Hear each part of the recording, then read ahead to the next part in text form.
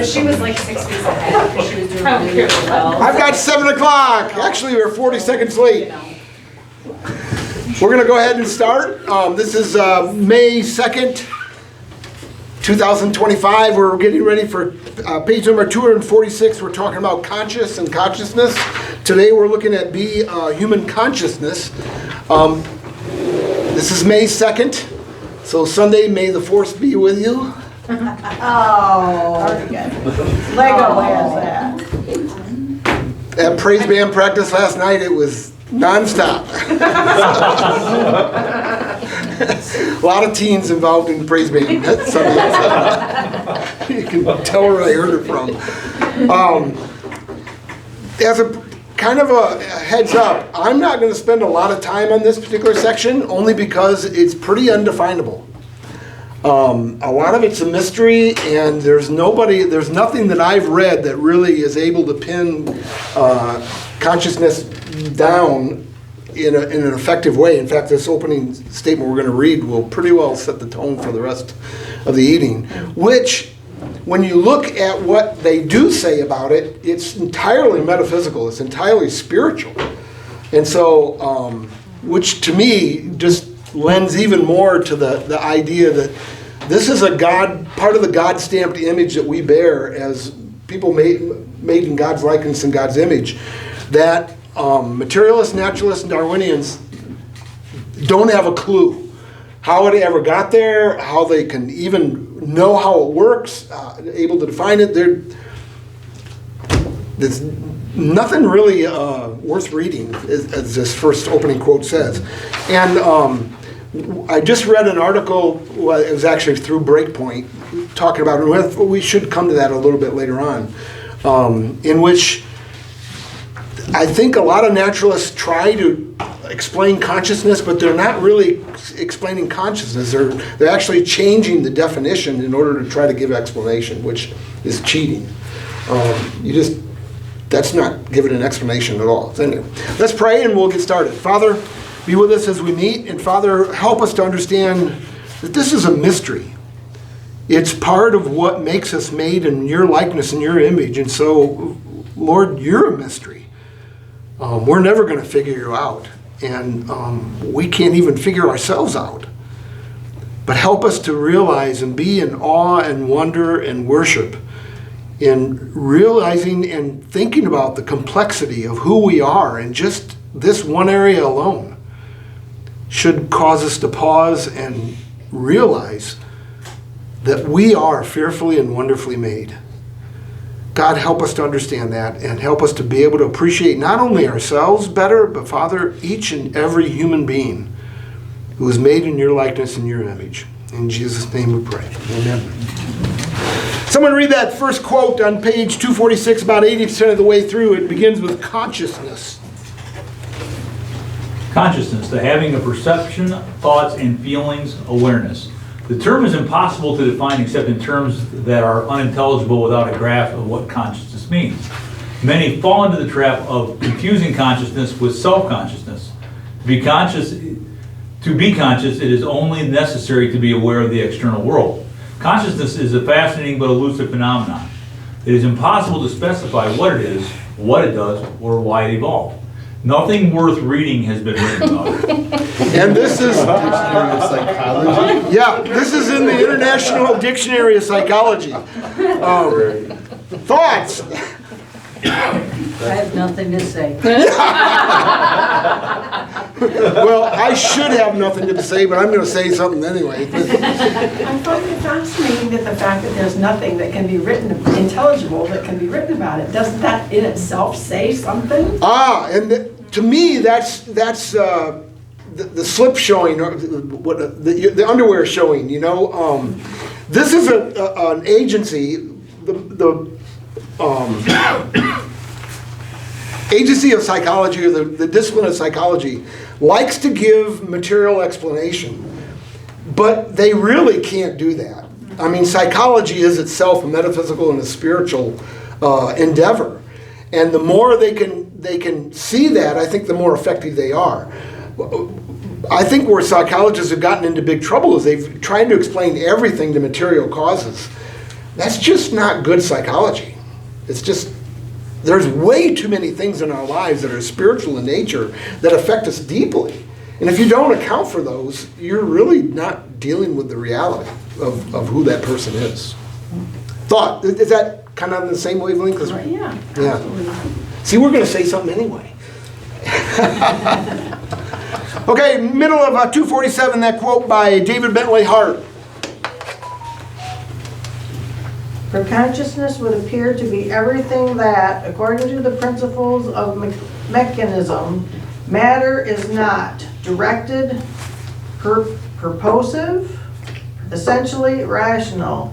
The notion that material causes could yield a result so apparently contrary to material nature is paradoxical enough that it ought to give even the most convinced of materialists pause. Yeah, basically what he's saying is that the materialists, if they really look at human consciousness, they've got to question their assumptions and their presuppositions and how they're approaching the whole idea of what a human really is. Thoughts? David Bentley Hart has a lot to say on this, this particular one. I've quoted him extensively in this. We're not going to read a lot of those because they're just so hard to read. They're just, he's way up here, and I have to read it 4 or 5 times in order to really understand what he has to say. But what he has to say is really significant. Because he's challenging the presuppositions of naturalists and trying to get them to realize you're not doing a very effective job of explaining human being, human attitudes, human consciousness, human activity, unless you take into account the metaphysical, the spiritual. That which cannot be explained by the material causes. And he will not relent. In fact, for all 500 pages of the book, his floors to the metal and trying to prove that they're just barking up the wrong tree when they try to explain everything with material causes. Thoughts? We'll let you read them and translate for us. Well, and are you? I still have it, yeah. Okay. Yeah, I don't blame you if you don't read it. Lacey's one of the few people I probably would trust with it. Otherwise, it's just so hard to read. It's just really hard to read. We may venture into one of these. Page 248. This is a huge statement by David Bentley Hart. That's what he says up above. Well, I'm going to summarize it for you here in this next sentence. The heart of the controversy between the Judeo-Christian view of the mind and the materialistic view of the mind is at this very point. How does one get from neuroscience to philosophy? Now, what he's saying is that neuroscience looks at the synapses and looks at their neural connectors, looks at how they all work, how the brain works, and all those kind of things. But how do you go from strictly material explanation of how the brain works to thinking about essence of life and what it means to be human, what it means to have a life, what it means to love, what it means to have justice? I mean, all those philosophical issues that we've been wrestling with for 4,000 years. There's no connecting point between the material and philosophy, and I would like to venture and say the material and theology, and the material and spirituality. And folks, if there's anything you just can't let go of, is that we're spiritual creatures. As much as our culture tries to beat into us that we're material creatures, you're more than that. Much, much more than that. And if you don't take that into account, you're going to have the problems that we're facing in 21st century America. No, 21st century Western civilization. Because they're not accounting for the spiritual. Thoughts? Going on, there is nothing in the mechanical firing of mental synapses that can account for purpose, meaning, affections, desires, longings, hopes, dreams, plans, and their speculations.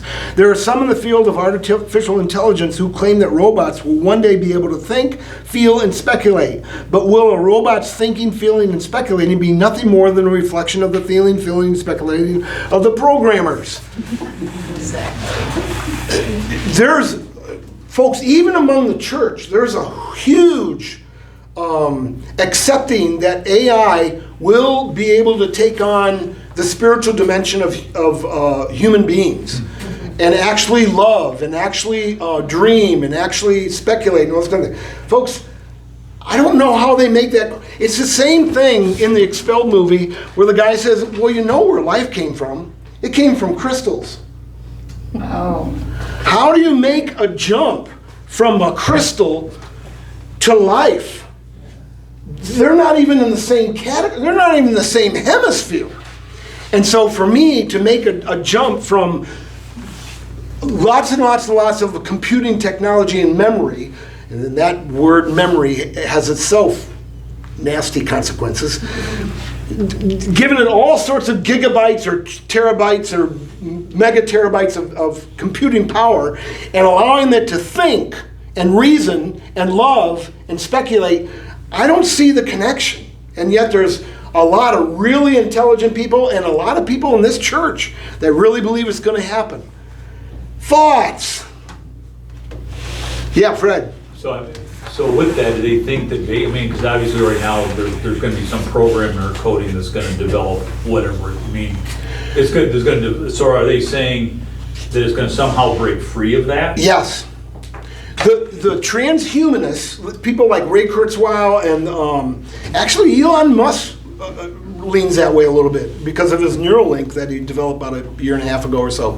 That really believe that as we give more and more power to computers, more and more ability to consider all sorts of information, they'll make the bridge from just merely spitting back facts to be able to plan and dream and love and all those other human things that are metaphysical in nature. Folks, and I just don't see that at all. Yeah, Fred. I'm sorry. Go ahead. I was just going to say, if you can't even figure out how it's already done by humans, the humans are the ones that have to at least initiate the development of any sort of technology. Ray Kurzweil in his, that I've read of Ray, he believes that it will happen naturally. That all we need is a must. Robots or the computer basically is smarter than ourselves, and it'll figure it out. it'll automatically assume those traits. I just don't see that they're even in the same category. They have to believe in evolution. Yeah, whoa, that's huge. Yeah. Their presupposition is based on naturalism. See, their starting point doesn't deal with creating the likeness and image of God. Right. Their starting point deals with the fact that we're just material beings that have evolved. So computers will naturally do the same thing. Okay. Does that make sense? Yeah, it makes, and I just don't think that way anymore. Well, good for you. But it does, because there's really not, they don't know how it's going to, they just assume. It will. Yeah. Because it's just one of those mysteries that allowed a lot of thinking power. And again, we use these words for computers that are dishonest. Right. Memory. Computers don't have a memory any more than a file cabinet does. What does a file cabinet do? It stores information. That's all a computer does, is store information. That file cabinet cannot think, but it has all sorts of information in it. That computer cannot think. It has no memory. It merely spits back information that you've put in it in files. We call them files. I thought Hart's quote on 248 right at the bottom is just delightful. If you address a letter to yourself and post it, it will almost certainly come back to you. But if you would be foolish eagerly to tear the envelope open in hopes of finding something unexpected inside. That's just it. But you know what? Did you hear Zuckerberg today? Who? No. Okay. Zuckerberg. He was saying, okay, this is the guy, right, that has basically put us all in front of our screen, you know. Made a fortune off of computers. And isolated us. Okay, but he was saying how that everybody, the Americans feel like they have 3 or fewer friends. They don't have enough friends. We don't have enough friends. We want more friends, okay? And he's saying, just wait, AI's coming. Oh, well. Thoughts will be your friend. And you'll be able to have all the friends you want. And I thought about this. And in a superficial level, that's true. That's what you told us about the medical care. Yeah. I mean, a lot of nursing homes are hiring AR robots to actually interact with their residents because they'll give them a friendship-like relationship. Hiring? You mean Yeah, buying I did the robots? same thing. I assigned to them. Suckered you in. Yeah, I did too. I fell for it. Are purchasing AI robots in order to do just that. And a lot of residents really appreciate engaging with these AI robots because, folks, what they're programmed to do is they have internet access. And so they're programmed to take any information that the resident in the nursing home gives them, search the internet for that information, and then ask them questions that will actually build their memory on that particular person. Like the person says, yeah, I was in the tornado of April, the Palm Sunday tornado of '65. And it can say, oh, where were you living at the time? And then because it went through south of Hillsdale up through Addison and Manitou Beach. And then find out, oh, did you know the Pollocks that lived down the road from you? Oh yeah, they were gonna, wow, wasn't it tragic that their sons, I mean, they can have a conversation with this robot that's much more intense than you and I can have. And the added benefit of the robot is it never gets tired. Yeah. It doesn't have a schedule that has to go to a track meet at 4:30 and have to say, well, Grandma, I gotta go because my son's got a track meet. And that robot can stay there for hours talking to the resident. Or it can stop if you need to take a nap. Yes. Pick up where you left off. And the robot is actually programmed to watch to your eyes and say, I can see you're getting tired. Why don't you rest for a while and we'll come back and talk later. Wow.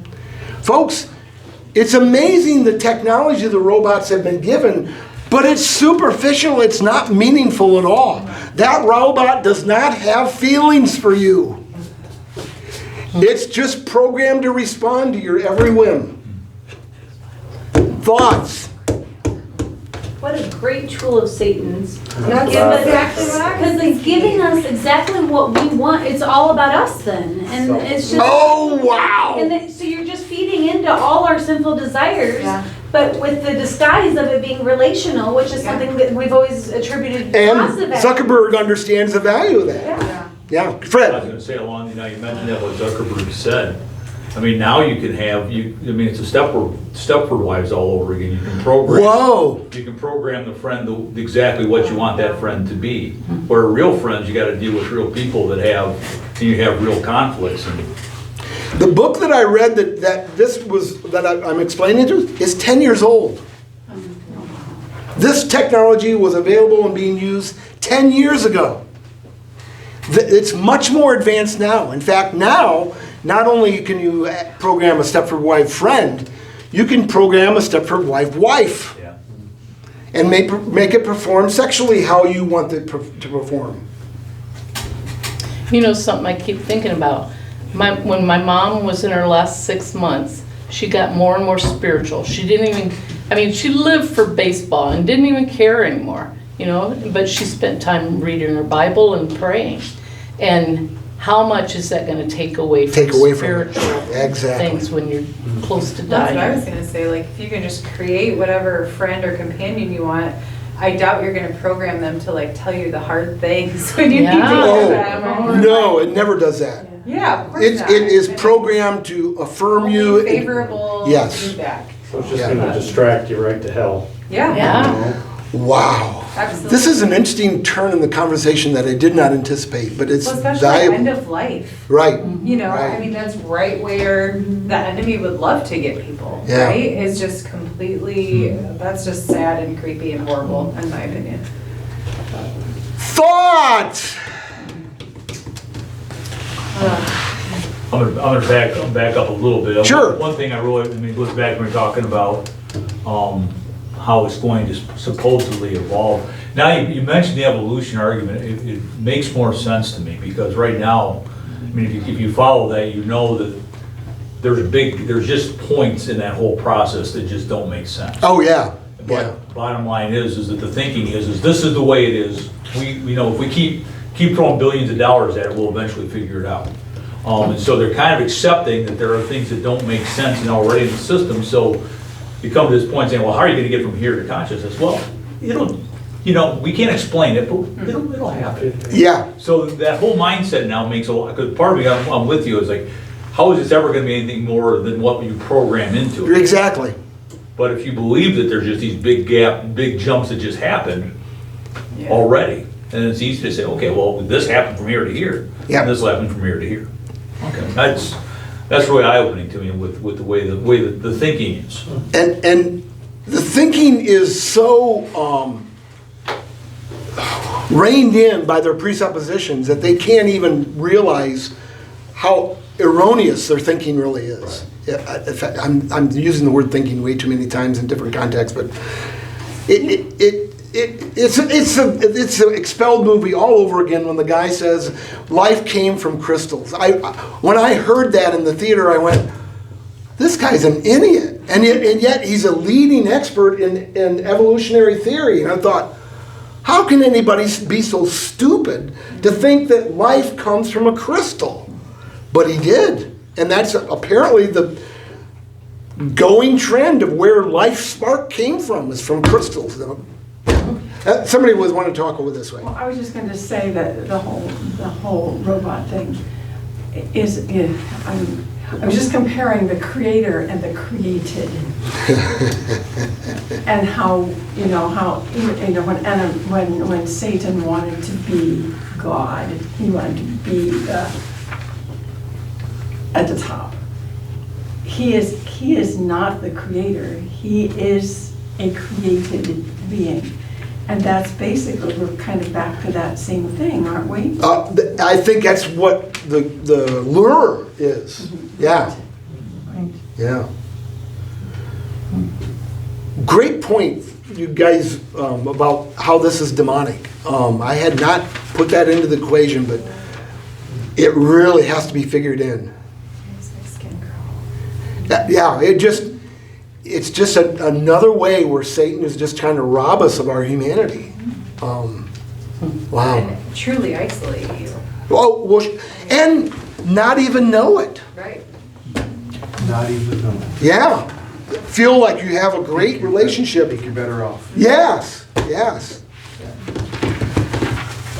And the book, the 10-year-old book, said that nursing homes love these robots because they engage residents for hours on end. They're lonely. Babysitters. Yes. I was just about to say, it's just like lots of parents love to throw tablets in their kids' faces when they're 2 years old and their phones. That's the same because thing. It's an easy babysitter, but Yeah. it's not what's best for them. Yeah, but when did we stop thinking about what's best for us? I think that ship has sailed. Cain and Abel. Yeah, whoa. Adam and Eve. Right? Yeah. Adam and Eve. Do you have any idea what percentage of the nursing homes in the country have Oh, I have these no things? idea. I mean, is No it, idea. a few elite I bet they're I've never expensive. counted it, but I Yeah. I just, Yeah, sure. I- I what? I bet they're expensive. I would think so. 10 years ago, they were like $50,000. Not Deb. I ever worked in, but I will say, we did have cats and dogs that would purr, and they liked them Sure, because they're so lonely, sure. Yeah, it's sad. so lonely. Yeah. That would be a great study to find out how many are actually using them. Well, no matter how many are using them now, a year from now, that number is going to really skyrocket because it's going to keep getting cheaper and cheaper. Yeah, that's the thing about it. Well, It's already cheaper. kids in my 4th and 5th grade Sunday school class have AI friends on their phone. I mean, all you do, you don't have to have a computer. You're kidding. Yeah. No, there's a bunch of apps. Yeah. Oh, There's it's AI a chatbots. whole, yeah, Yeah. it's a whole thing. Mhm. They actually engage in dialogue with them? Oh, yeah. Your students do? I don't know about my students, but last year I got a bunch of ads for them. I never got one. Well, somebody in my class made a comment about it, and then somebody else said, oh, yeah, I do that too. Oh, yeah, I do that too. I Wow. think like Snapchat and Instagram has them too. I've heard my students talking about using those. Huh. They use their phone and create a friend. They can give it their own name that they want it to be, and, you know, whatever sex you want it to be, and everything, and then you creator. talk to it. Okay, we're gonna move on unless somebody else has something else that's really inspiring to take and You want to consider. know what Japan has? They have 9,000 elder care institutions in Japan with 10% reported having introduced any, come on, make it bigger. Automated care, elder care. Doris, did you have a chance to hear that? I'm sorry, no, I'm sorry. 9,000 nursing home institutions in Japan, 10% have AI care. Is that what they called it? Okay. That's Japan. Automated care. Of course, I had to go Google find this information. So. You could have just asked your AI friend to look it up for you. See, that's what's so fascinating about the AI technology that the AI friend robots do, is that they have this whole world of information to be able to off the internet, to be able to express to these people, and they can engage them in a level that you and I would be impossible unless we had our phones and we're all the time researching it. They can just do it on the moment with these residents, and it makes it so engaging. It's almost like a twin that's been through all the same experiences you've ever had in life. And can reflect and ask the right questions in order to bring it out of you. Yeah. Folks, I don't know about you, but I'm amazed at how much information I can get on my phone just by punching in a little bit of data, let alone 2 or 3 sentences worth that I've given this person across the table from me. And they can come up with all sorts of things to talk about. There is benefit to that in that does get the care facility resident mentally engaged. Oh, absolutely. And otherwise, you just sit there with nobody in the room, nobody, you just turn into a vegetable. But when somebody will have a conversation with you, so how do Christians need to look at? That's the question. Yeah, being able to use the beneficial parts of this and yet not have it get you to the point where at the end of life you're numb to trying to get the spiritual connections that are necessary for eternal life. And I think the problem that this 10-year-old book expressed is that children have children's toys that do the same thing. Mm-hmm. And the problem is that they get such a deep relationship with it that they believe that they're actually human, that they're actually alive, and refuse to recognize it as AI. And that's a problem, a big problem, both with senior adults and with little kids growing up. But you're right. It's very stimulating for residents to be able to have that kind of conversation. When you go in the nursing home now, like they all have the game show network on. So they already have their some stimulation babysitting things, that the nursing homes use. So, yeah. Looked like somebody over here was getting ready to say something. Okay, never mind. We're going on. Oh, wow. We got this huge quote by... Doris read the last sentence for us. Yeah, we'll call that good enough. What he has to say is really, really important. We're just not going to take time to do it. What has happened in our minds of some because our culture has referred to a computer operation as thinking, or the computer has a memory? Does a computer think? Why or why not? You know my opinion. I've expressed it already. But it does have a memory, doesn't it? Can't we say that? Or? What is a memory? Files. It's information. What? It's just stuff we put in there. Yeah, but what is a memory for us? And how is a memory for us different than a memory for a computer? Wouldn't a memory for us be completely linked to what we think of as our conscious, right? Like, because there's so much more. I mean, I can get a certain smell and it'll take me back 10 years at a certain ball game with... There you go. Ours is based on experience. Yes. And can your... Computer is just based on data input. Ooh. Like a Ours is filing actual cabinet. Ooh. It seems like the filing cabinet and the computer have a better memory than I do. But it is. You're not alone. It stays there. It's all based on consciousness, though. Yes. Because, like, if you can, your body can have an experience that if you're not conscious to it, you're not gonna have a memory for it. Sure. Do you know what I'm saying? Oh, like, absolutely. The consciousness part is, And the memory for us is more than just recalling data. yeah. Mike's exactly right. Emotions. A smell can bring back a memory, or a memory can bring back a smell. I don't know about you, but there are some memories that make my hair get on end and make my blood pressure go up and my pulse. I mean, it's more than just data. Yeah. It's how you were feeling at the time. All sorts of things, Your yeah. physical response at the time. And what it meant to It's you. part of the memory. It has meaning to you. They're in the kitchen. Thank you, because the baby's crying. Can't have that. No, that'd be a memory. Baby's crying and It's just a whole lot more than just data. And that's the part that's human with us. That a computer is just recalling the data. It's the file cabinet. When that file cabinet starts crying or that file cabinet starts perspiring, then we got an analogy. But in my book, it'll never happen. Okay, but couldn't it trigger that same kind of response in us? Yeah, I think so. Absolutely. Okay.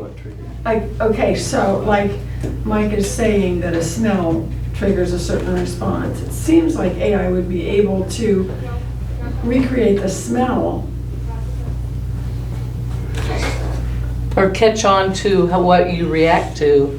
and That's what I was about Oh, to say. that- Such a Bring it pattern back. or a- But the memory that it reacts is causing a reaction to is within us, not within the AI. And that is true. That's the big difference. Interesting that you mentioned smell, because they say the sense of smell has the longest memory attached to it of any of our other senses. And the most powerful. Most powerful? Yes. More than sight or hearing or Yes. touch or anything else, the smell is the strongest one.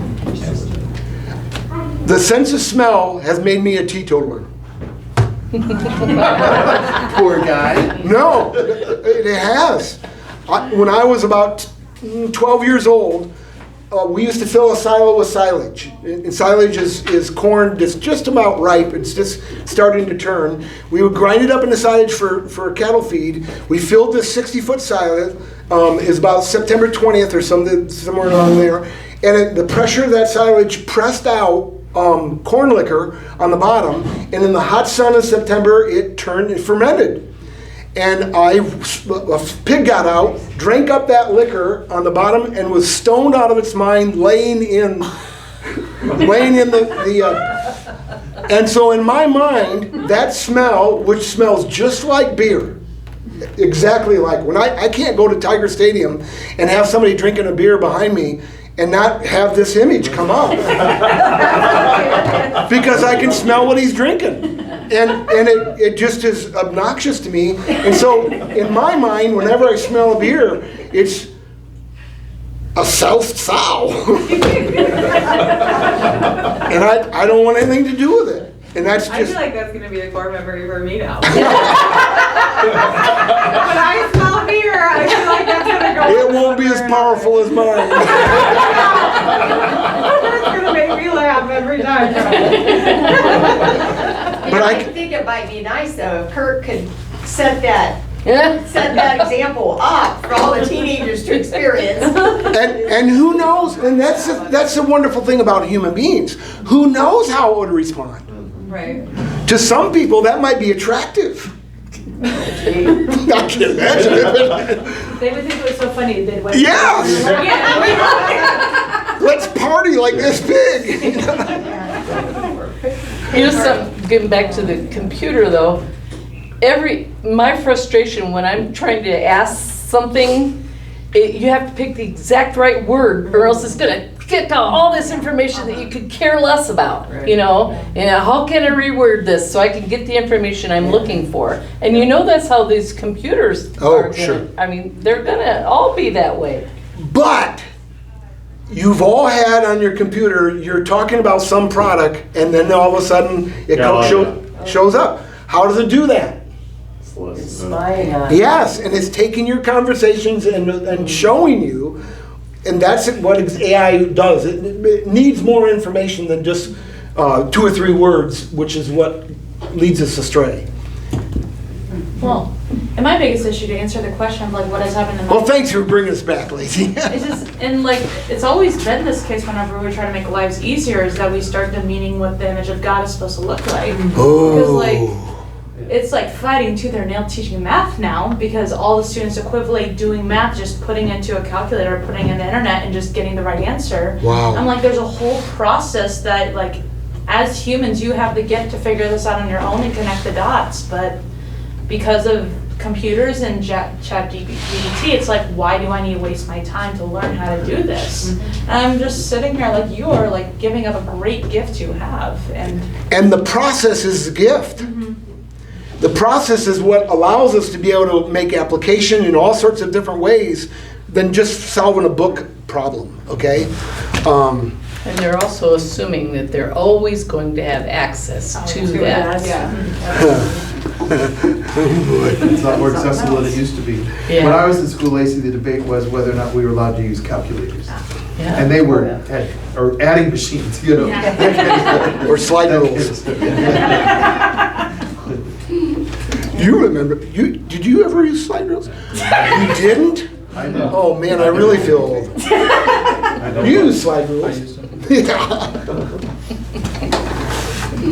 We were cheating. If they teach you how to use them. I thought it was supposed to be a tool that you could use to figure stuff Well, it's supposed to be. out. Oh, yeah. But unfortunately, calculators are supposed to be too. Yeah, But yeah. when you negate the process, you're negating the experience you need in order to be able to make universal application of that particular Understanding process. of what it is. And unfortunately, we have all sorts of people that understand how to get the answer, but absolutely have no idea how it's applicable to life. And that's what makes its education valuable. What makes us more human is to be able to universally apply this information in our educational process in order to make us richer as human beings. But if all we can do is come up with the answer and not understand how it applies, we've really not accomplished anything at all. Well, they have a software now that teachers can use because there's so much plagiarism that they kind of know key terms and things to look for, but then they have this database they can put it in to find out where they... If they're cheating? Came from? Yeah. Good. Fred's caught many people cheating that. Not using that though. But you've been able to find it. So you can find Good for you. Well, It's pretty easy with his students sometimes. some students don't realize that we know what they don't know. That's a I great never way. taught you this term. Where did you get that from? You have no idea What what it any of means, that. yeah. And I Wow. called them out in the hallway and said, okay, this is in your paper. Yeah. Explain this to me. And they're cool. You know, what does this piece of lab equipment do, and where do we have it here at Clay High School? Because it was something that we didn't even have. Wow. Oh my goodness. So, it's, you know, and we see that a lot where they find something and they don't know Copy and what. paste. Students want to cheat, but then they don't even know how to cheat. Boy, that's not knowing what they don't know. Going on. This is 249, about 20% of the way down. Provided you agree that man possesses spiritual nature, can you think or imagine of any way in which there could exist a materialistic bridge between the physical, mechanical, or biological aspect of man and the metaphysical, psychological, or spiritual aspect of man? Is there a bridge that you can see in purely materialistic terms that will allow you to have metaphysical, spiritual, or psychological, or philosophical thoughts? No! No. In fact, that's the mystery of consciousness that people don't understand. That's why the definition that we read from the International Dictionary of Psychology, why it says what it does. And folks, unless they can explain that to me, I'm going to hold down the fort and fight that, and I'll die on that hill. That's what makes us distinctively human, because God has placed it there. There's no other materialistic explanation for it. That we're a spiritual creature. You can't get from the material to the spiritual through any evolutionary means. It just isn't done. Thoughts? I mean, almost if you could have, like, I don't even know how you would explain this, but if you could almost have AI that hasn't been programmed to figure out its own program on its own, then you could start talking about it, like when it can actually go from non-structured and like almost chaos to order. Then we can start having that conversation. The problem is with all AI, they are created. Oh, Lacey, that's brilliant. I don't know if you remember back in mid-1960s, there was a lab in Amsterdam. Sorry. Lacey doesn't have a chance to remember that. Memory is a new thing here. There was a lab in Amsterdam that was trying to create life.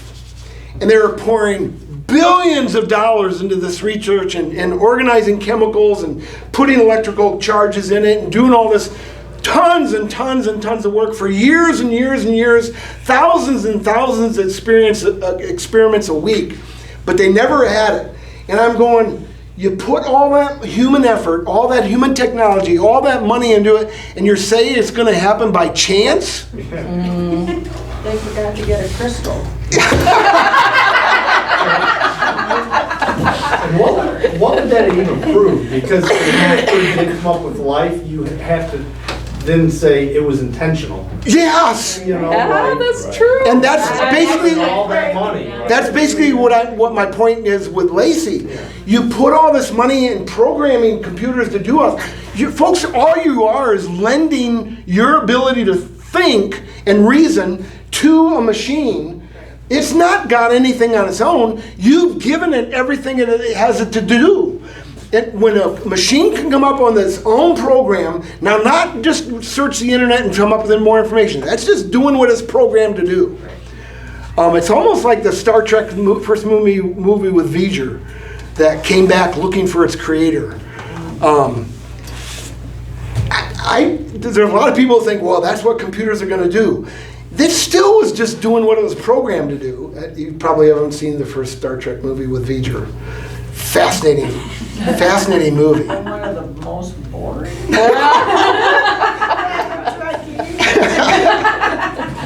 But it was the Voyager spacecraft was sent out to find information, to seek information. That's what it's programmed to do. But over the course of 50 years, 100 years, it had acquired this huge monstrosity of research, and it eventually wanted to come back and find its creator, which was programmed into it, you know. And so I'm thinking, yeah, you may think that you've assigned it life and that you've assigned it a lifelike features, but it's just doing what it's programmed to do. And that's what I see AI doing.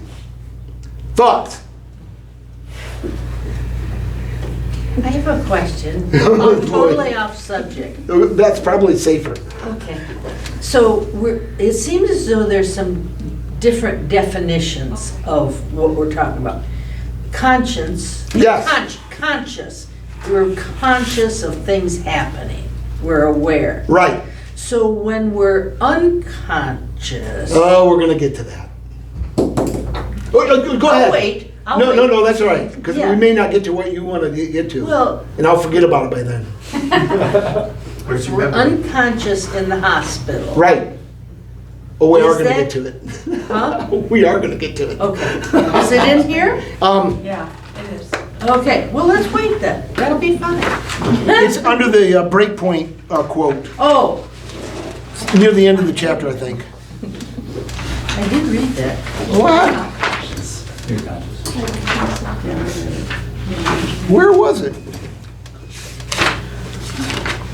I did see. Oh, it's Here. yeah, under miscellany, very first quote. Okay. We'll try to push to get to there. And We don't remember the extent of your question, because I may not cover it all when we get here. Okay? Other thoughts? I really hear what you say, but the truth of the matter is that, okay, so the scripture says that our heart is desperately wicked. Yes. Right? Yeah, that's the problem. Okay. We also know that we can sear our consciences. Right. Okay. We also know that we can imagine, we can imitate, we can recreate a virtual image. Okay, we know all this. And we are already saying how that is so convincing that we accept it as Yes. Yes. okay. So the fact that my heart is wicked, and I don't even want it to be. I understand what you're saying, Keith, but I'm saying, back to your question, or yours, Jan, how do we as Christians remember what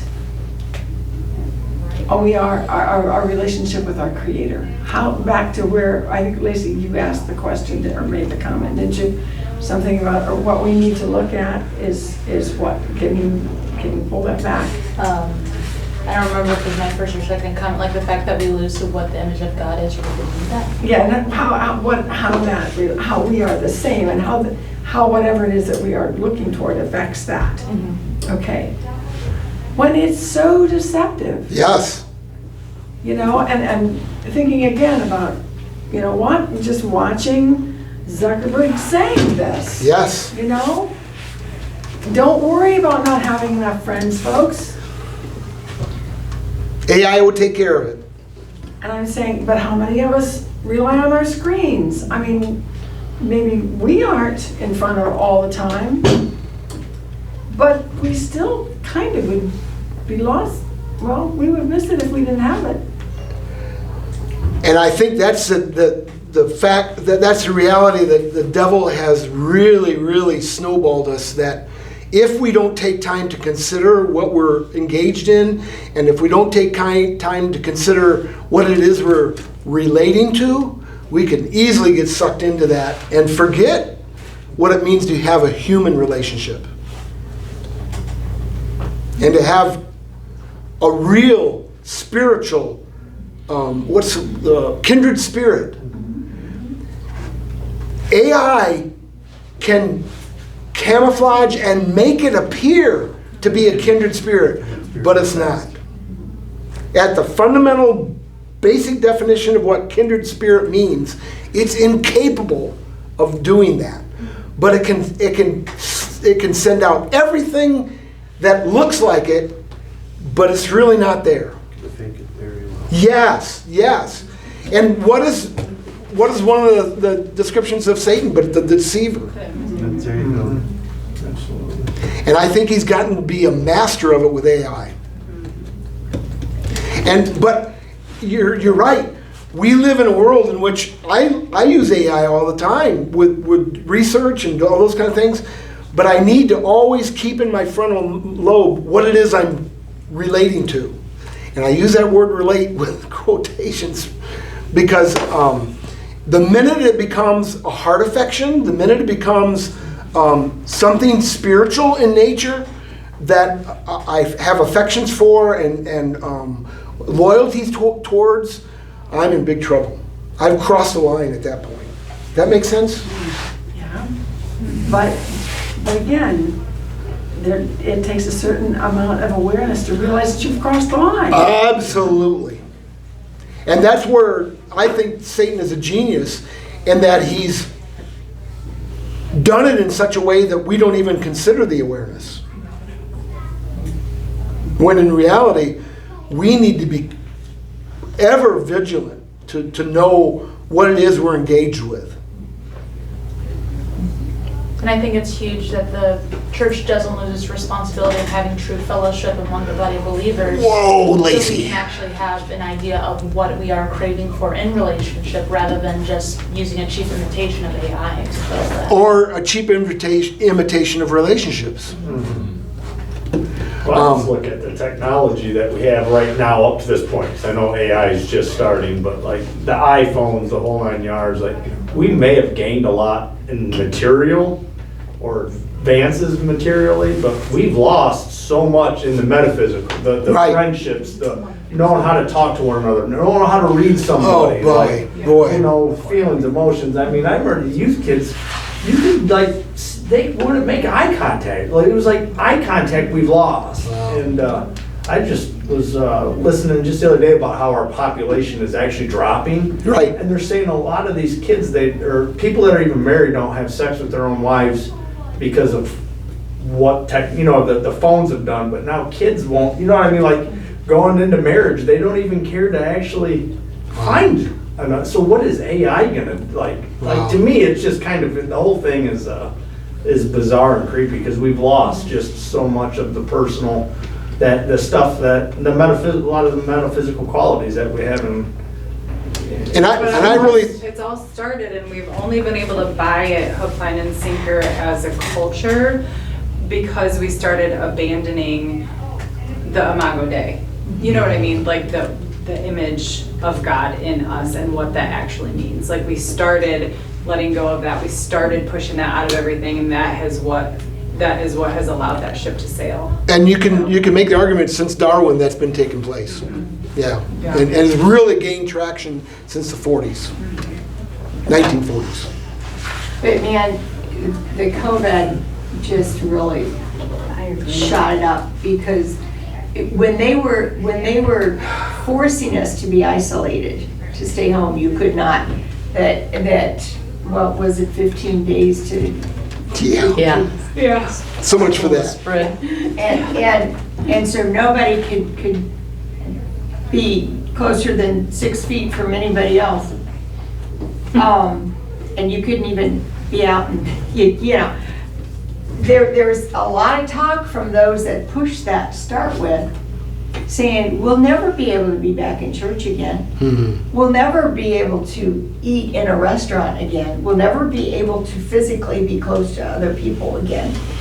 And you start planting that idea, and humanly, it just really jumped us into, okay, fine, that's what life is from here on. You accept it, you go on, and you go in. That just really ushered us faster into depending on machines for companionship and stuff, because you get sick if you got close to somebody. And there's worse things than just being sick. I'm sitting here trying to figure, is there a comparison? See, when for a few years after I got my driver's license, if I wanted to go somewhere, I had to pull out this paper map. And I had to try to figure out how to get somewhere. Now, I just can't fathom getting in my car and trying to drive anywhere without my GPS and without the address of where I'm heading to, because that will get me there. And Not always. a lot better than it used to. You know, it's really funny. Brian, he had a job interview a couple weeks ago. His GPS has never, ever got him to the wrong place. Oh no, really? Never. He used Wow. he was an Uber driver and stuff, and he always, no problems with it at all. By Joe, for that job interview, it took him to the wrong place. Wow. First time, and so it's like, oh no.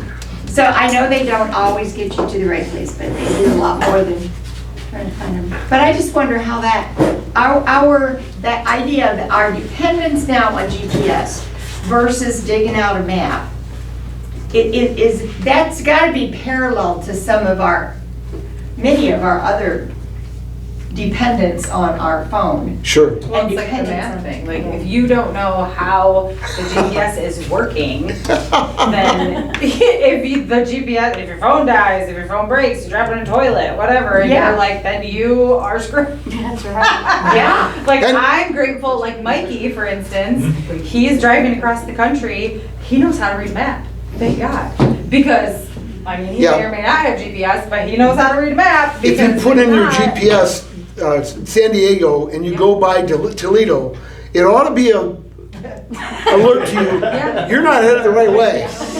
But unfortunately, people don't think that. People don't know that. Yes. Yeah. I like the videos where it's like a lake and then they literally just drive into the lake. Like, it's over, like, I have people who will It's follow like a me. video game where road appears, right? Yeah, I'll be showing houses to people and they'll follow me and we'll get disconnected or whatever, and so they'll punch the address in their GPS and they will, but they have a general idea of where they're going and they still, because the GPS tells them to, Wow. they'll go down a 2-track or something. I just had a meeting not too long ago, I'm like, but you knew where we were going pretty much, like it was like 2 turns, you know? She's like, well, I just thought, I'm like, oh my God. They told me to. Use the brain still, please. And I think it's too hard for us to use our brain. It's too much work. We're too much out of the habit of it. I think we are. We don't trust it. We don't trust our Ooh. ourselves. Well, I keep thinking of Proverbs, because all these problems are the same that they've always been.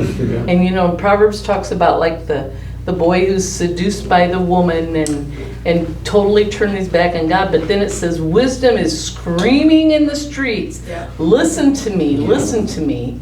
And we've still got the same thing. You know, we've still got, God is still screaming at us. Yep. You just have to open our eyes. And be aware, like what Doris was saying 10 minutes ago. We need to be aware of what we're accepting and what we're listening to and realize, have we become vulnerable? Carrying on. Now we're going to skip that.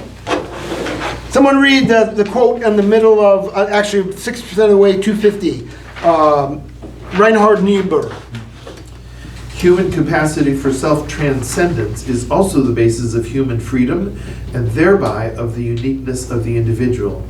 Human consciousness not only transcends natural process, but it transcends itself.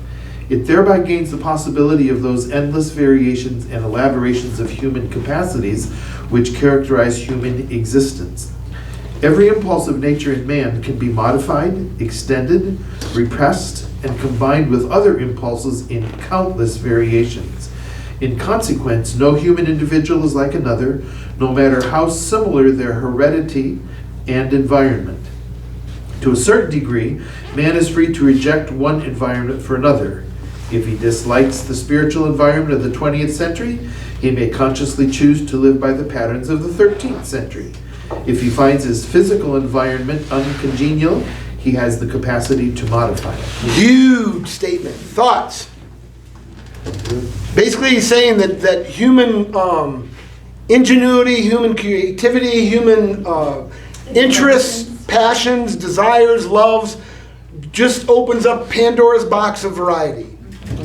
And if you doubt that, I double dog dare you to go up to Grand Rapids. Art Price.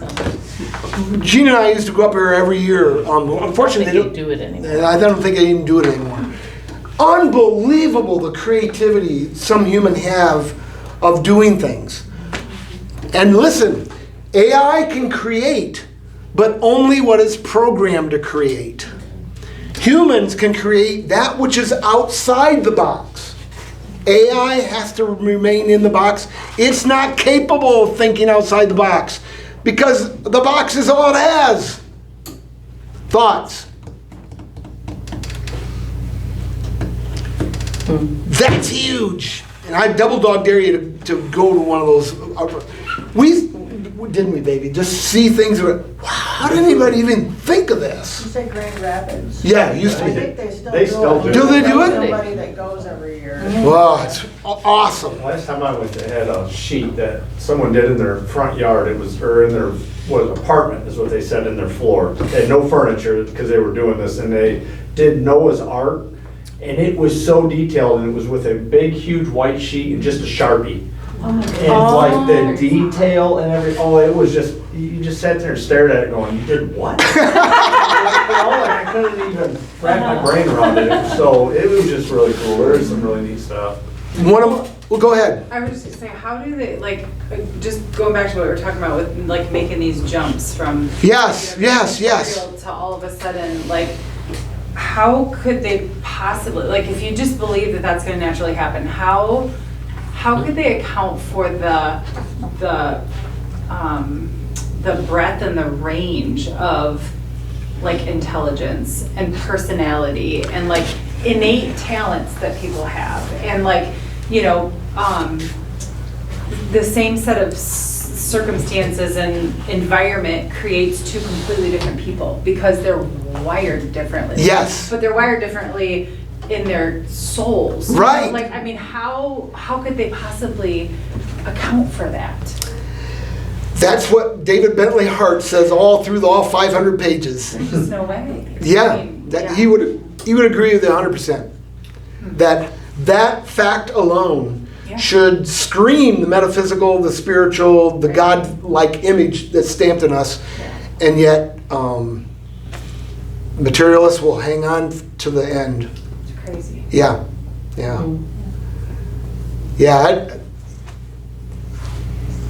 It just boggled my mind to even think all the things that Gene and I saw in Art Prize.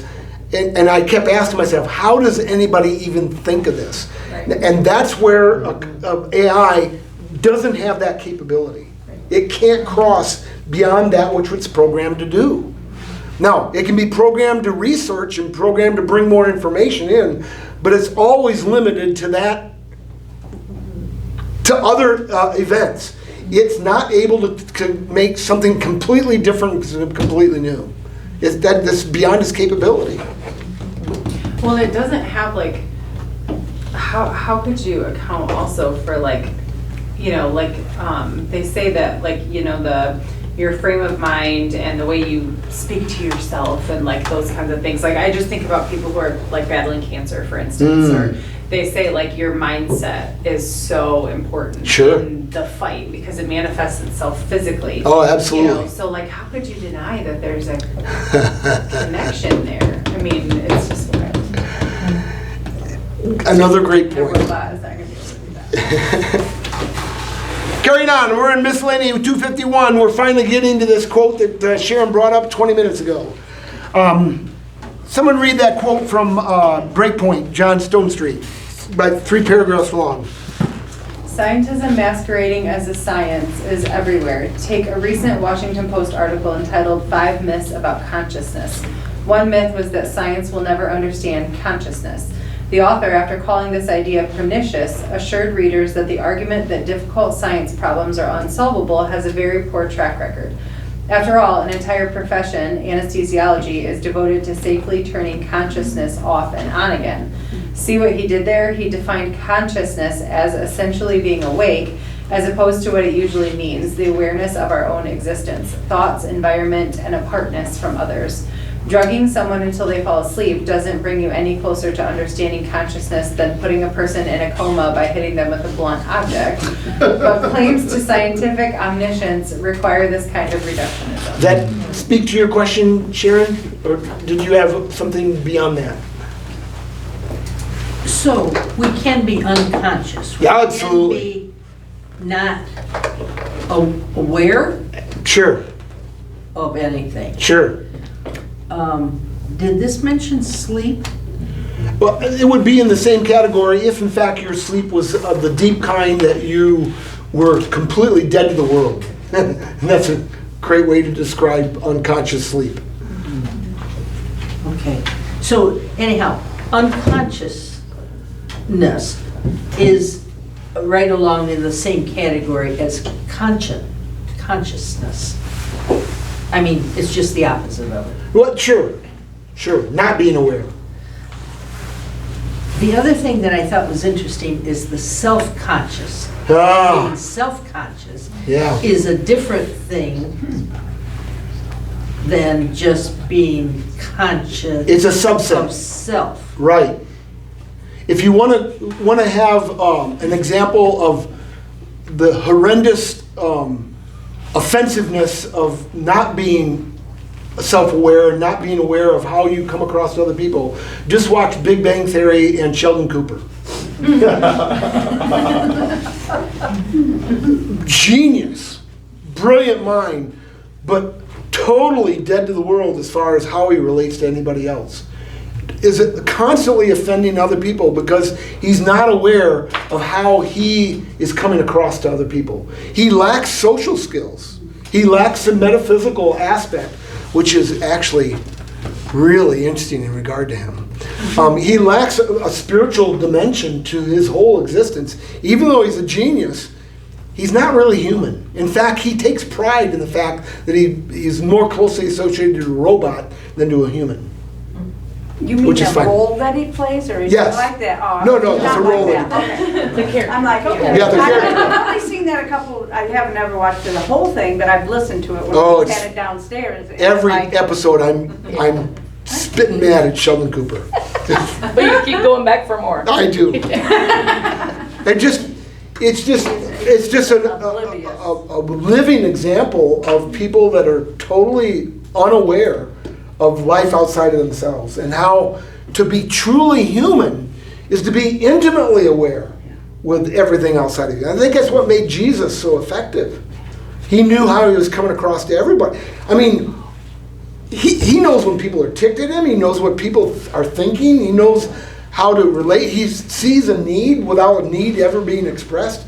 I mean, he's always aware of what's going on around him, even more so than himself, which I believe is what Philippians and Hebrews is talking about, is that we're to think more highly of others than we do of ourselves. So, am I hearing you say that people with certain levels of autism just are Sure, you can call it that, I guess. not conscious of how they're coming across? Yeah, boy, you're opening up a can of worm that I could drown myself in really, really quickly. No, I don't want you to do that. Well, I don't know what to do either, but it's become really, really evident that we have an autism problem in this nation. It's been growing exponentially since about 30, 40 years ago, and I wonder how much of it's spiritual. I don't know. I have, I don't agree with this. If you're unconscious, you're still thinking. I mean, But you're not aware of things, what's going on outside yeah, around you. right. Right. Because every time I've ever had surgery, I've had lots of dreams. And, you know, my mind's still going. Right. I just have no idea what they're doing to Right. me. Right. But Yeah, and in that regard,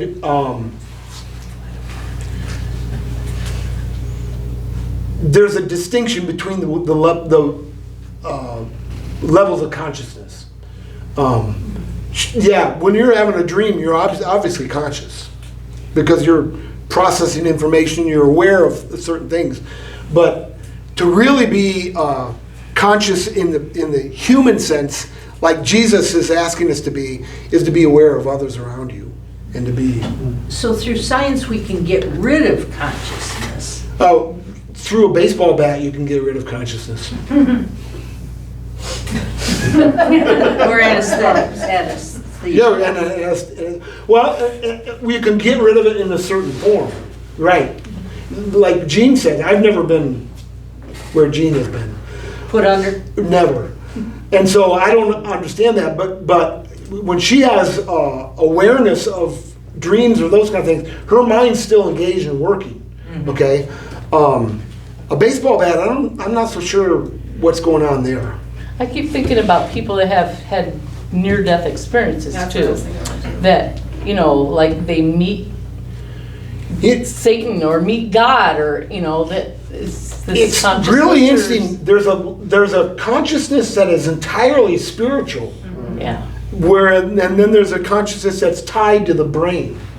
Oh, great. Which to me just makes David Bentley Hart even that much more verified. That because his whole argument is that there's a spiritual dimension to our consciousness that materialists cannot explain at all. And this is kind of where we're finding ourselves with this whole discussion from your question. Does that make sense? No. Because like people have say that they can see themselves being operated Right. on. So their spirit is. I think there's a consciousness that's entirely spiritual, that has nothing to do with the brain process at all. That's totally divorced from the brain. In fact, you could be brain dead and still be having this conscious experience for people that have been declared brain dead, okay? But most of our thinking here should be involved with a brain that's still alive, that is tied to material. But I believe there's two different levels of consciousness. There's a consciousness that's completely separated from the material entirely, and then there's a consciousness that's tied to our brains. And there are levels of unconsciousness also. Yeah, I think there is too, yeah. You started a while ago by saying nursing home. You're thinking of people who, and mental illnesses, we talk about autism.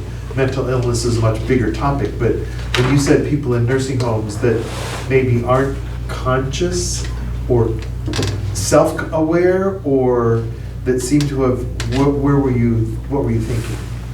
When was I doing this? Did you say nursing home? You weren't way back? conscious of it, were you?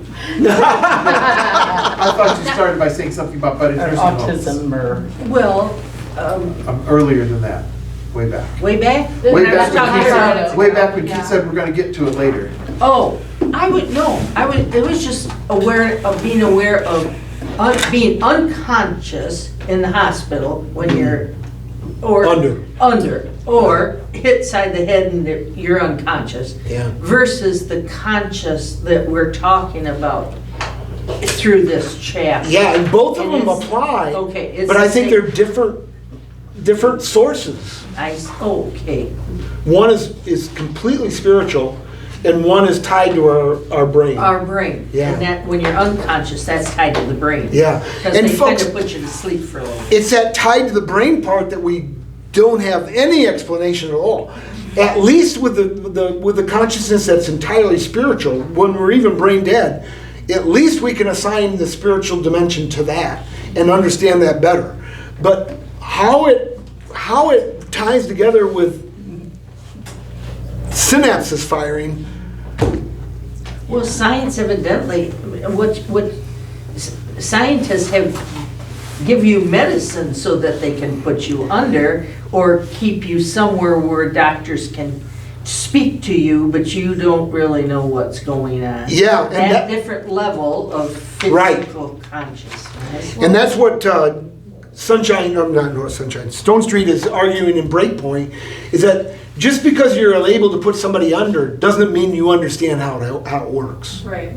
Well, my big fear with this, and I experienced this with some of the documents I had to read from my ethics class in college, is that even if they believe science can understand consciousness, the implications of what that would mean consciousness is terrifying. Because I had to read a document from the 70s, pro-abortion, that was pretty much saying, defining consciousness in a certain way that it didn't even apply to, only to, toddlers. So the argument wasn't just that abortion was not morally evil, it was that infanticide was not morally evil. Wow. I'm like, how do you even jump to that? It's not even Oh in the my womb. goodness. It's just pretty much saying until they reach past this point where they can actually start doing stuff besides sleeping and eating, they're pretty much an animal and there's no moral wrong behind this. I'm like, what is happening? What and Lacey, let me just put, if the waters aren't muddy enough now, let me really muddy them up. How many of you get Breakpoint?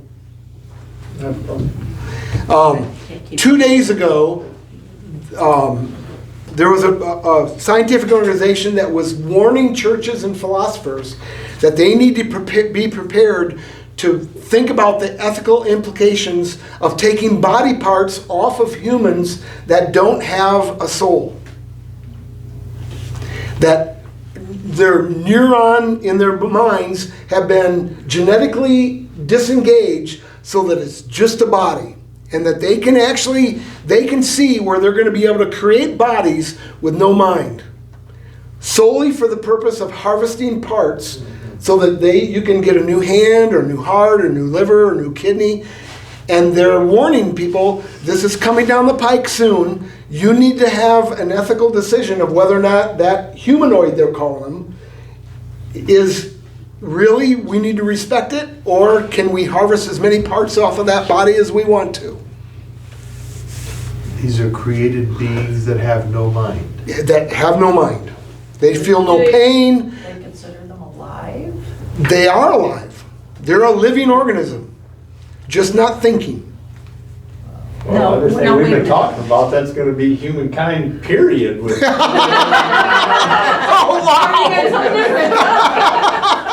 wow, Mike, you just put this whole class into perspective. Now tell me, back up again with the created being. They're Yes. kinda like stem cell. Yeah, that's exactly what they're doing. Replication. They're taking stem cells and creating humans, but eliminating the genetic code that develops the neurological part in the mind. So it's a physical body only. Yes. It's a physical body that's Right. It's like alive, people but like only can physical. grow an ear on their back or something that they cut off and put it on, that they're trying to create whole bodies or everything to do.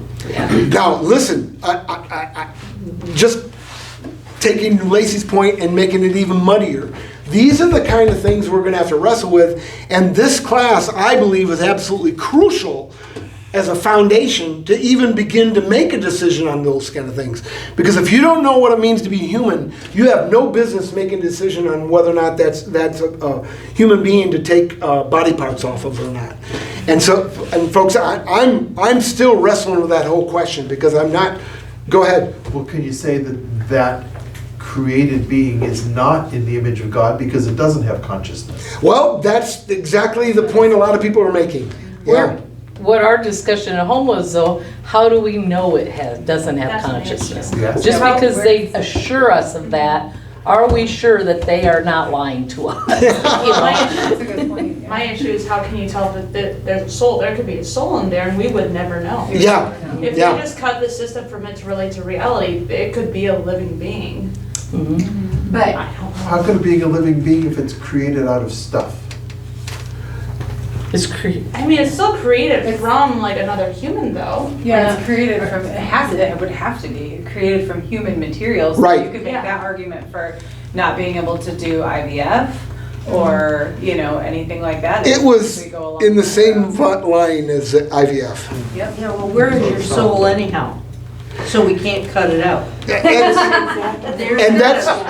And that's the question that needs to be addressed in making these kind of decisions. And folks, if you don't have a proper view of what it means to be human, you won't even address these issues. Right. And these need to be addressed. Yeah, Jane. around the world right now and for decades and probably forever, people have been harvesting organs from humans that do have a spirit. Absolutely. Yeah. So we're already, mankind is already numb to that problem. So it's not even going to be an issue with this next level. It sounds like that's the way it's headed. Yep, sounds like that's the way it's headed. And what I'm saying is we really need to think this through and have an ethical and a theological and a philosophical basis for doing what we're doing. Yes or no? We need to think it through. And unfortunately, science has not done a good job of thinking through a lot of things over the last 80, 90 years. Too much money. Well, and that's become the base problem. Yeah. It seems backwards as a Christian believing that, like when you die, you're going to be in the presence of the Lord, going to the extremes of harvesting a body to try to stay alive. Wow. You know what I mean? point, Like that's yes. like taking it to a whole different level. Yeah, there's just something so twisted, It's even twisted. in That the is cause of so, it, that I could never support that. Like, just the way to do it is so demeaning to what it means to be human. I could never support it. And folks, what kind of respect do we give to a body that's dead? Yeah.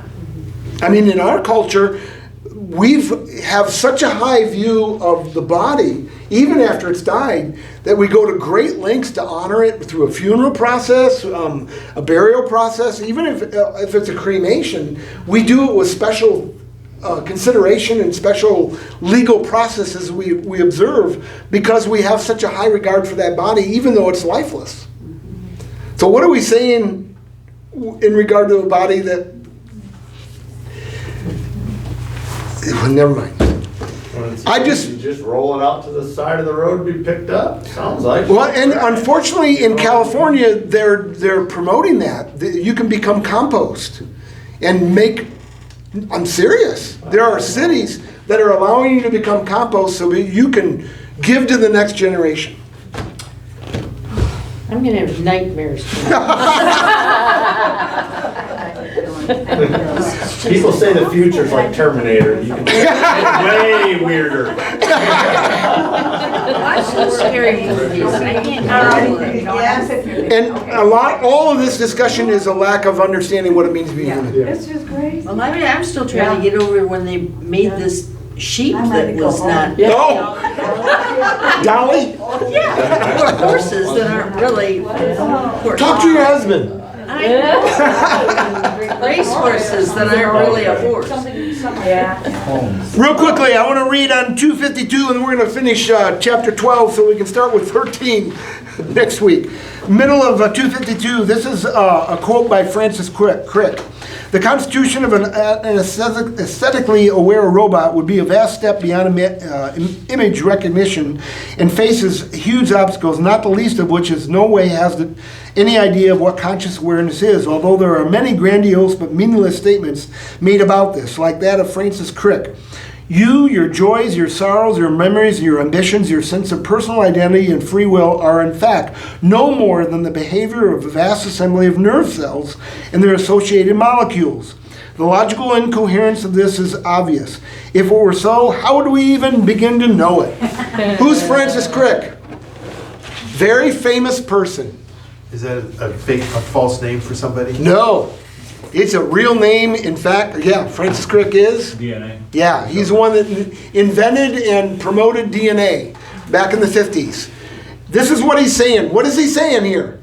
What about your loves, your joys, your desires, your hopes? Physical. It's all physical. Yes. Only physical. Nothing more than molecules that are firing and arranged in a certain location.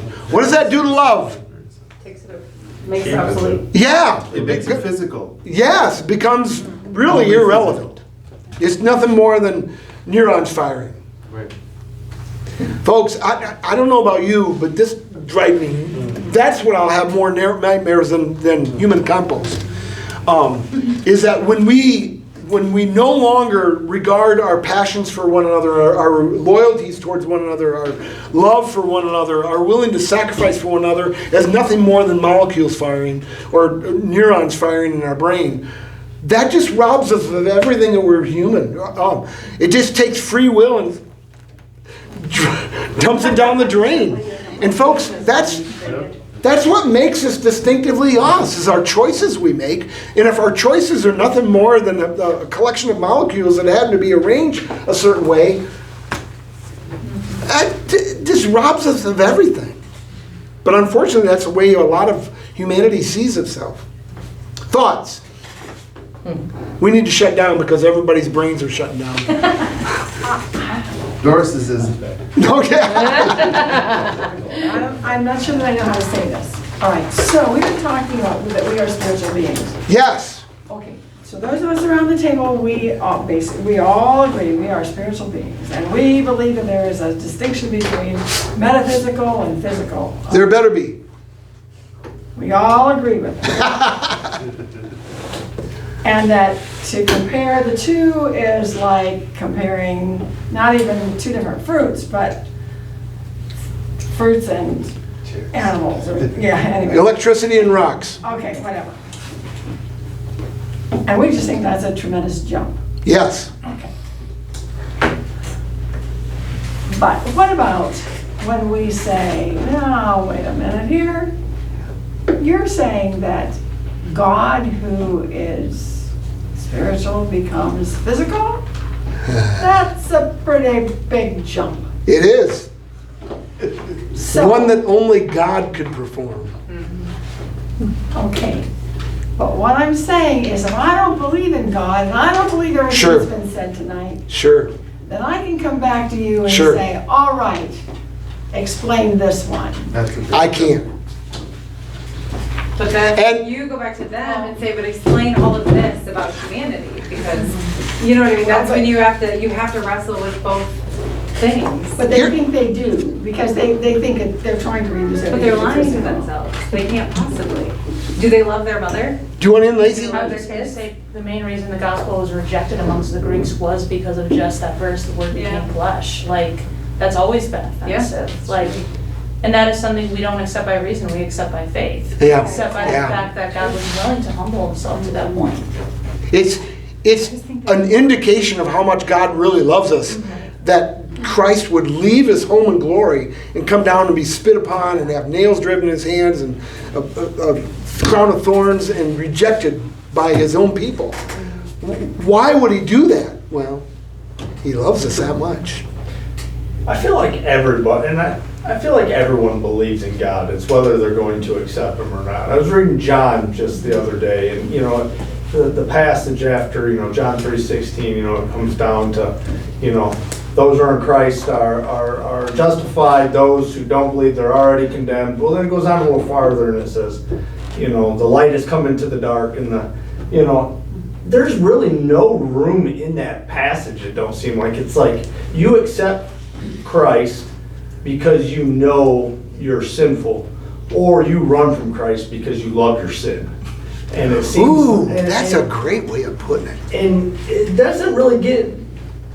And this is Christ's words, these are the words in red, as they would say, or whatever. Like, it doesn't give it many other options of why people don't come to God. There's so much evidence with the metaphysical nature. I mean, everything screams creator.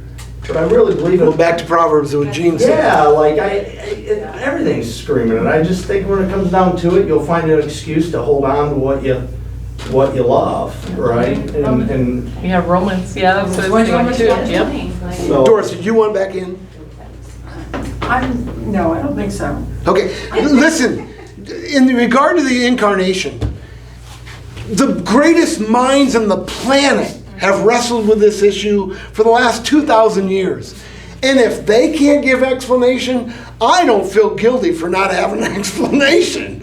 Augustine, Aquinas, all these guys wrestled with the incarnation and it's a mystery, and it's a mystery because how can God love us that much that he's willing to do this, that he's willing to become flesh and do the miraculous and the mysterious all at once?